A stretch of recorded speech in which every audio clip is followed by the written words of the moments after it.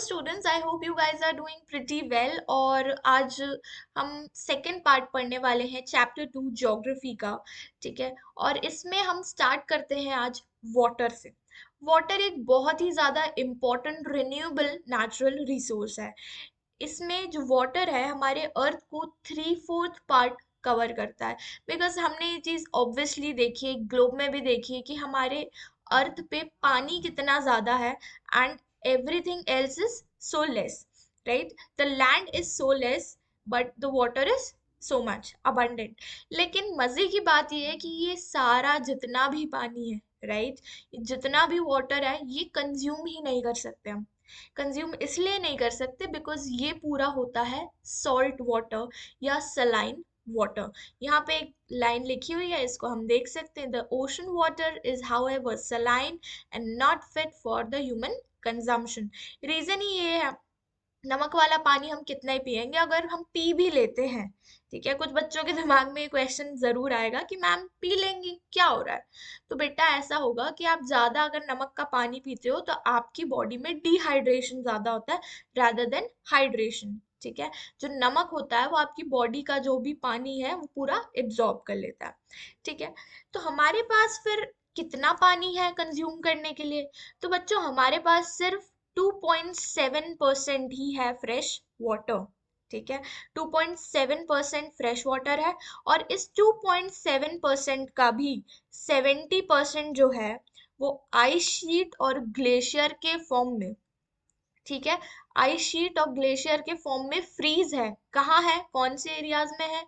तो ये है अंटार्कटिका में, ठीक है, अगला है ग्रीनलैंड में, और अगला है माउंटेन रीजन्स में।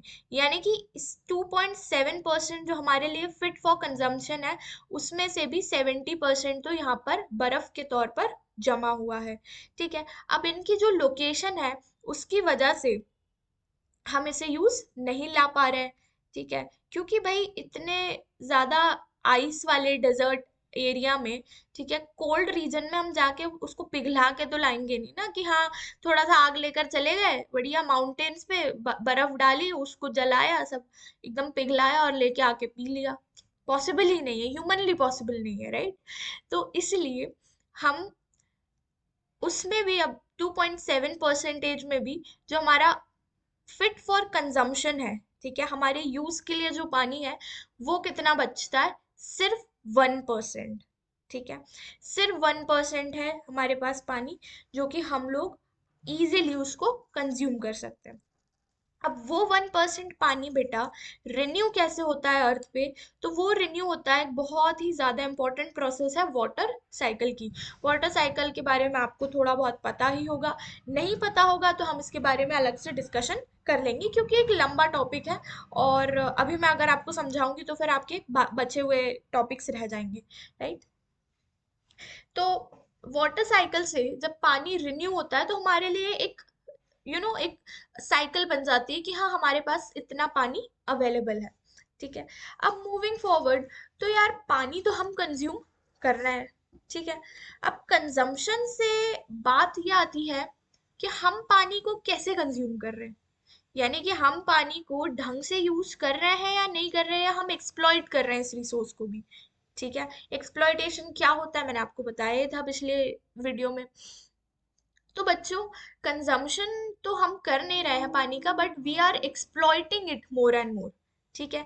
एक्सप्लॉइट ऐसे कर रहे हैं कि we are just wasting water. ठीक है।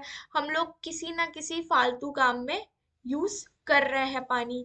ठीक है। एंड वो पानी जो है वो कोई बहुत अच्छे यूज में नहीं जा रहा है। जैसे फॉर एग्जाम्पल अगर हम ब्रश करते हैं सुबह, ठीक है, तो अब ब्रश कर रहे हैं तो क्या कर रहे हैं, हम नल खुला छोड़ दिया और हम ब्रश लगे हुए हैं ब्रश करने में, है ना? या कभी हम अपना फेस वॉश करते हैं तो फेस वॉश कर रहे हैं तो उस टाइम भी पानी का नल चलता रहा, तो अब जो ये साफ पानी है ये भी जा करके सीवेज में मिक्स हो गया। तो अब सीवेज का पानी तो हमको ट्रीटमेंट करके या साफ करके ही मिलेगा। तो ऐसे करके बेटा हम लोग चीजों को एक्सप्लॉइट कर रहे हैं, यानी कि हम उनको ढंग से यूज नहीं कर रहे हैं। एक छोटी सी एक्टिविटी यहाँ पर लिखी हुई है कि एक अर्बन इंडिया में, यानी कि शहरी इलाके में, कौन क्या चीज में कितना पानी लगता है। जैसे ड्रिंकिंग का सिर्फ 3 लीटर, ठीक है, कुकिंग में 4 लीटर, बाथिंग में कितना, 20 लीटर। फ्लश हम पानी ऐसे ही नॉर्मली ऐसे ही फेंक देते हैं, कितना, 40 लीटर्स। और ये पर डे की बात हो रही है। कपड़े धोने में भी हमको 40 लीटर पानी लग जाता है, बर्तन धोने में 20 लीटर, और गार्डनिंग वगैरह में 23 लीटर। चलो गार्डनिंग का तो हम अवॉइड कर सकते हैं, द रीजन इज कि यार चलो पेड़ पौधे उग रहे हैं, अच्छी चीज हो रही है।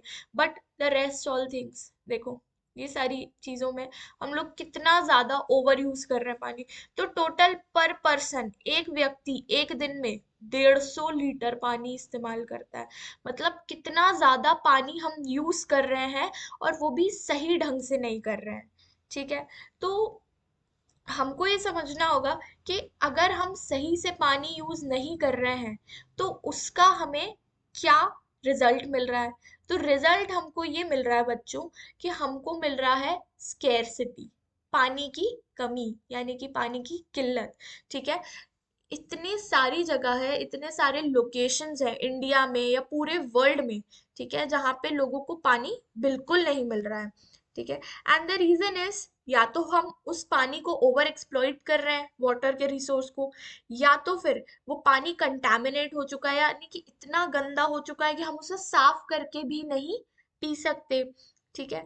And the third reason is seasonal precipitation, यानी कि वहां पे उतना प्रेसिपिटेशन हुआ नहीं, वाटर साइकिल उतनी अच्छे से हुई नहीं। ठीक है। प्रेसिपिटेशन यानी कि जो पानी है वो भाप बन के ऊपर हवा में उड़ जाता है, राइट।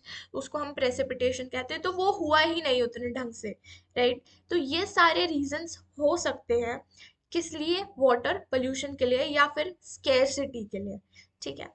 तो मूविंग अहेड, तो यहाँ पे क्या हो रहा है, प्रॉब्लम्स ऑफ वाटर अवेलेबिलिटी आ जाती है। तो किस किस एरियाज में हो सकता है, क्या क्या एरियाज हैं जहाँ पे वाटर की प्रॉब्लम आ रही है, तो हम ये थोड़ा सा देख लेते हैं कौन कौन से एरियाज है। क्या है, मोस्ट ऑफ अफ्रीका है, वेस्ट एशिया है, साउथ एशिया है, Mexico, South America and entire Australia are facing shortages in fresh water supply. यानी कि इनके पास फ्रेश वाटर है ही नहीं, साफ पानी है ही नहीं। And that is the reason कि फ्रेश वाटर नहीं है, तो हमें फ्रेश वाटर नहीं है, तो दैट इज द रीजन कि हमें यहाँ पर प्रॉब्लम्स ऑफ वाटर अवेलेबिलिटी हम देख लेते हैं।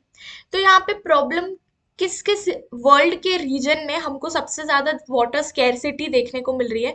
तो सबसे पहला बच्चों आता है अफ्रीका, फिर West Asia, South Asia, parts of western USA, north west Mexico, parts of South America and entire Australia are facing shortages in fresh water supply.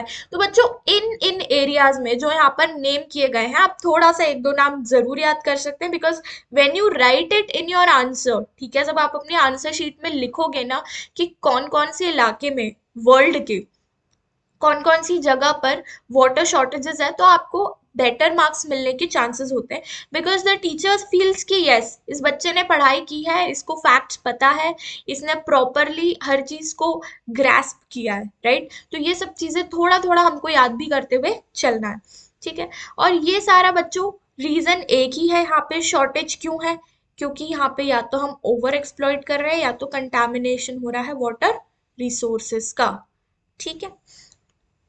अब मूविंग अहेड, तो कंजर्वेशन ऑफ वाटर समझते हैं।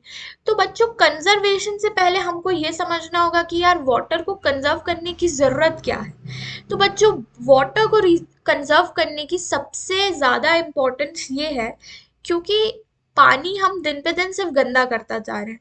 कैसे गंदा हो रहा है पानी, ये समझना पड़ेगा। सबसे पहला यहाँ पे रीजन आता है डिस्चार्ज ऑफ अनट्रीटेड और पार्शली ट्रीटेड सीवेज। यानी कि सीवेज जो है उसको बिना किसी केमिकल ट्रीटमेंट के ही फ्रेश वाटर रिसोर्सेज में मिला दिया जा रहा है। तो भैया अब जो फ्रेश वाटर है वो भी तो गंदा हो जाएगा सीवेज के पानी से, है ना। अगला है एग्रीकल्चरल केमिकल्स। ठीक है। एग्रीकल्चर में बहुत ज्यादा आजकल पेस्टिसाइड्स यूज किए जा रहे हैं, केमिकल्स यूज किए जा रहे हैं।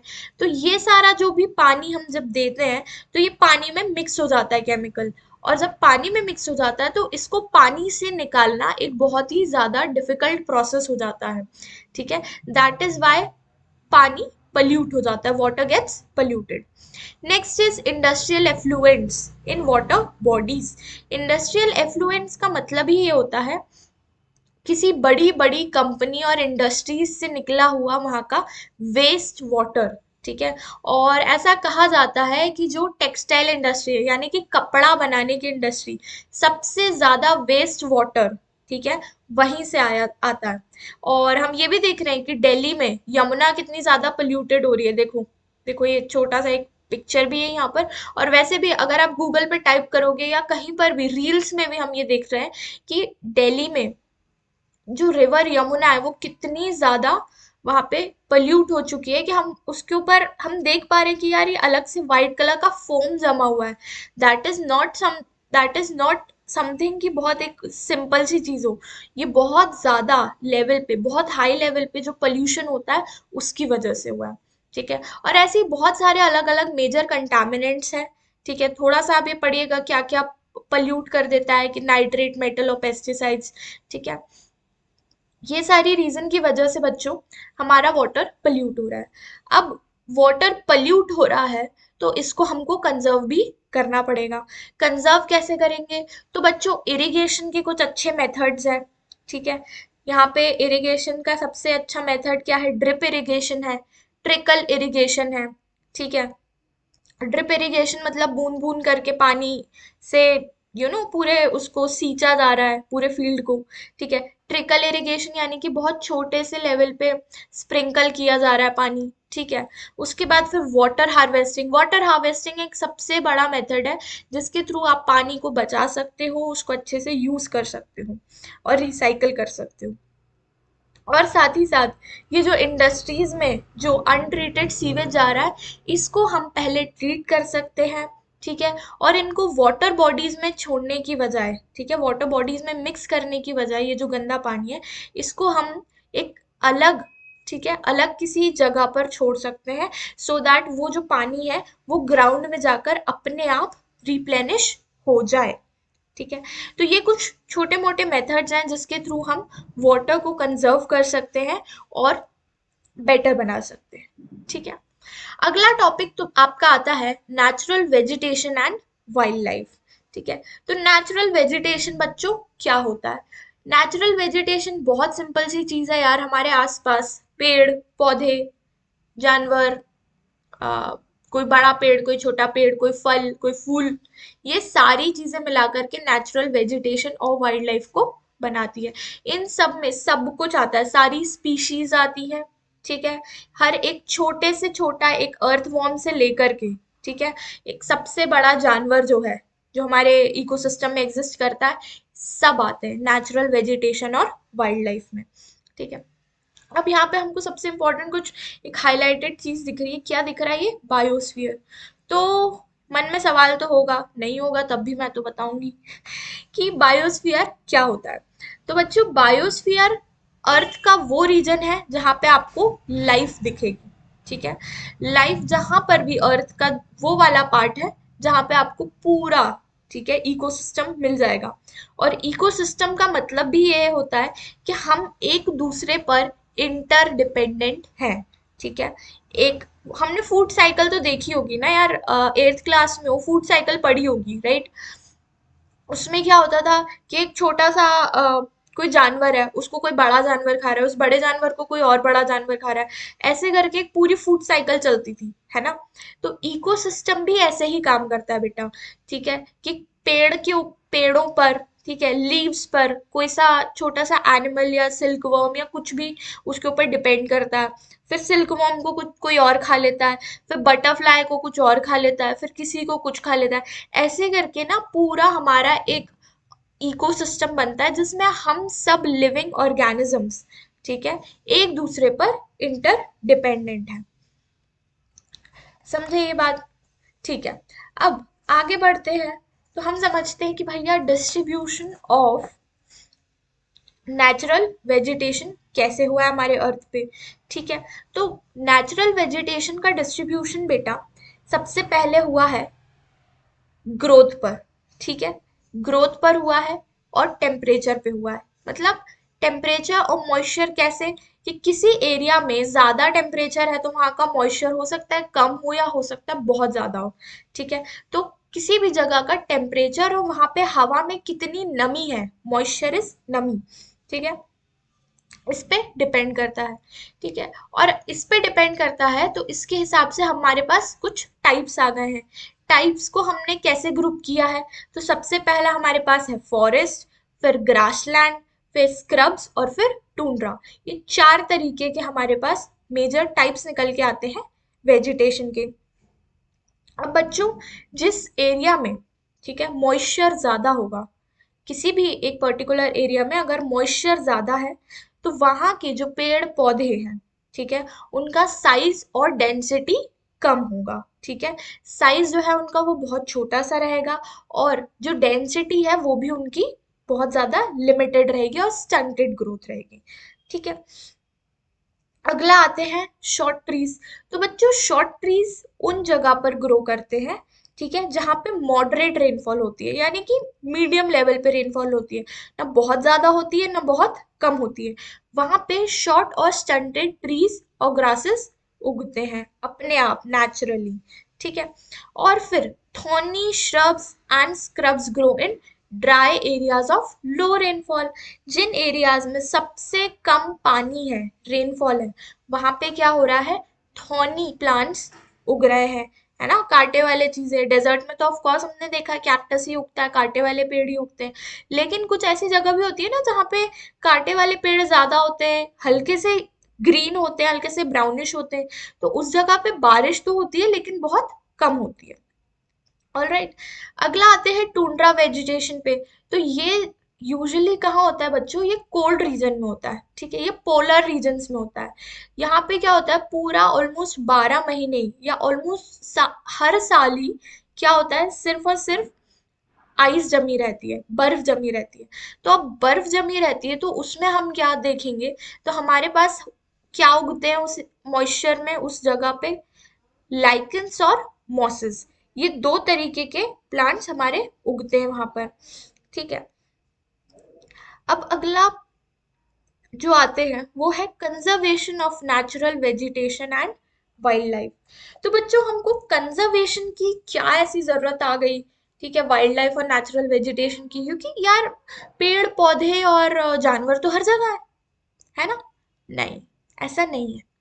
हम लोग ने जो है इंक्रोचमेंट करना शुरू कर दिया, यानी कि हमने जंगल काट के अपने घर बनाना शुरू कर दिए। तो जब हम अपना घर बना रहे हैं तो एनिमल्स का घर कहाँ चला गया, उनके पास तो कोई जगह ही नहीं है ना। ठीक है, तो बेसिकली अगर उनका हैबिटेट, ठीक है, उनकी जो नेचुरल प्लेस ऑफ हैबिटेट है वो ही अगर चली जाएगी, तो ऐसे में बहुत सारी ऐसी स्पीशीज हैं, ठीक है, जो वल्नरेबल हो जाती है। किस लिए, एंडेंजर होने के लिए। एंडेंजर यानी कि खत्म होने के लिए, एक्सटिंक्ट होने के लिए। ठीक है, कि खत्म ही हो जाएंगी अगर ज्यादा इनका पॉपुलेशन नहीं बढ़ी, तो एंडेंजर्ड हो गई स्पीशीज, और वो एक टाइम बाद पूरी स्पीशीज ही खत्म हो जाएगी। ठीक है, अब इसका बहुत सिंपल सा रीजन है जो मैंने आपको बताया ही था। डिफॉरेस्टेशन हो गया, सॉइल इरोजन हो गया, constructional activities, forest fire, tsunami, landslide, इन सब रीजन से। ठीक है, ये आपकी पूरी बुक में मेंशन्ड है, आप उसको रीड कीजिएगा। इन सब रीजन से क्या हो रहा है कि जो नेचुरल हैबिटेट है किसी भी प्लांट का और एनिमल का, वो उसको नहीं मिल पा रहा है, and they are being exploited. तो दिस इज द रीजन कि हमको नेचुरल वेजिटेशन और वाइल्ड लाइफ को अब कंजर्व करने की जरूरत है। अच्छा बच्चों, एक और रीजन कि एनिमल्स को क्यों हमें सेव करना पड़ेगा, that is because of poaching. ठीक है, पोचिंग यानी कि किसी भी एनिमल को मारना इलीगल ट्रेड के लिए। ठीक है, और इलीगल ट्रेड कैसा, कि भैया किसी जानवर की स्किन इंपॉर्टेंट है तो किसी जानवर के नाखून, किसी जानवर के दांत जरूरी है तो किसी जानवर का हॉर्न, किसी जानवर के फेदर्स।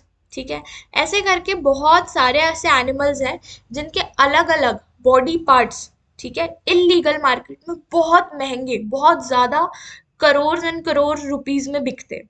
ठीक है, और इसी पैसे के लालच में लोग क्या करते हैं, फिर एनिमल्स को मारने लगते हैं, पोच करने लगते हैं।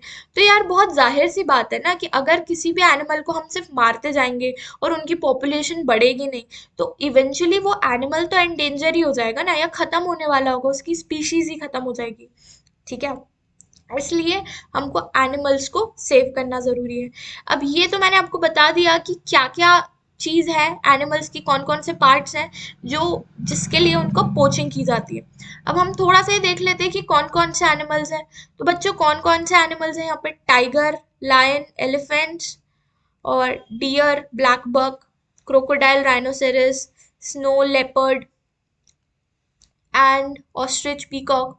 ठीक है, ये सारे जो एनिमल्स हैं इनको मारा जाता है स्पेसिफिकली, ठीक है, just because of their body parts. ठीक है, अब इनको कंजर्वेशन की जरूरत है और इनको कैसे कंजर्व किया जा रहा है? तो बच्चों इन एनिमल्स के लिए वाइल्ड लाइफ सेंचुरीज या बायोस्फीयर रिजर्व्स बनाए गए हैं। ठीक है, हमारे मध्य प्रदेश में, हमारे पूरे इंडिया में ऐसे बहुत सारे बायोस्फीयर रिजर्व्स हैं और वाइल्ड लाइफ सेंचुरीज हैं।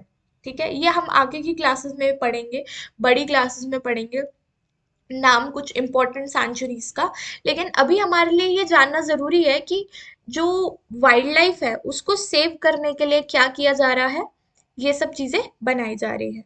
ठीक है, उसके बाद फिर उसके बाद फिर हम ये देखते हैं कि कंजर्वेशन और किस किस चीज का है। तो कंजर्वेशन ऑफ क्रीक्स, ठीक है, लेक्स और wetlands is necessary to save the precious resource from depletion. यानी कि हमें लेक्स और वेटलैंड्स को भी सेव करना पड़ेगा, बिकॉज पानी नहीं तो खत्म हो जाएगा। ठीक है, और हमको एक बैलेंस बनाकर चलना है। ठीक है, एनवायरनमेंट में एक बैलेंस बनाना है कि हम ह्यूमन, ठीक है, and animals as well as the natural vegetation, ठीक है, प्लांट्स, इतना बैलेंस बनाकर चले कि सब साथ में को एग्जिस्ट कर ले। ठीक है, हमारी सिर्फ हमारी एक्टिविटीज से ना वाइल्ड लाइफ को ना नेचुरल वेजिटेशन दोनों को किसी भी प्रकार का डिस्टरबेंस नहीं होना चाहिए। क्योंकि अगर डिस्टरबेंस होगा तो हम देख ही रहे हैं कितनी सारी बड़ी बड़ी प्रॉब्लम्स आ रही हैं, कितने सारे अलग अलग